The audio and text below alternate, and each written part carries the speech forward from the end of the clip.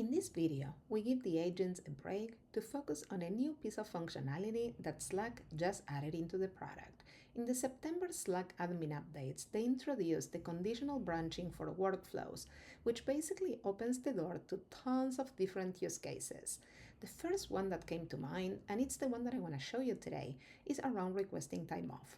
Out of the box, Slack has a PTO workflow. However, if you work on a services department that does a lot of resource scheduling, you know that approving PTO is not enough. You need to reflect that PTO in your resources schedule so your resource managers know who is available to work and who is not available to be assigned to work.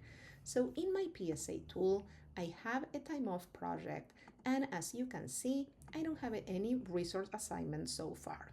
So let's try to connect the dots here. So here we are working in Slack. That's where a lot of interaction and collaboration is going on.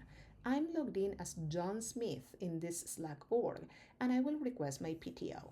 So let's kick off this workflow, and let's say that I want time off, and I'm gonna select myself as the approver to simplify the use case, and let's say that we want to take September 26th off. This is gonna be for 8 hours, the whole day, and keep it simple, submit for approval. So again, here I'm connected as John Smith.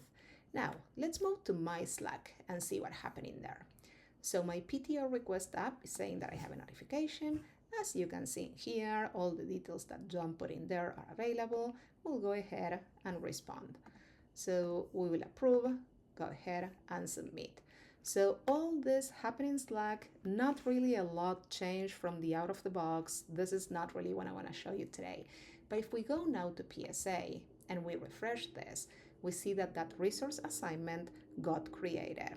I was able to add a Salesforce Flow only to execute on approval of that Slack workflow to then go ahead and create that PTO assignment in PSA.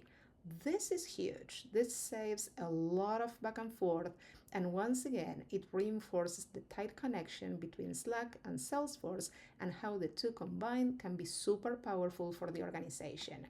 Here you can see that all the details, including the notes that John Smith put in the Slack request, are now in my PSA tool. For more videos like this, go to our website cldpartners.com. And as always, thank you for watching and see you next time.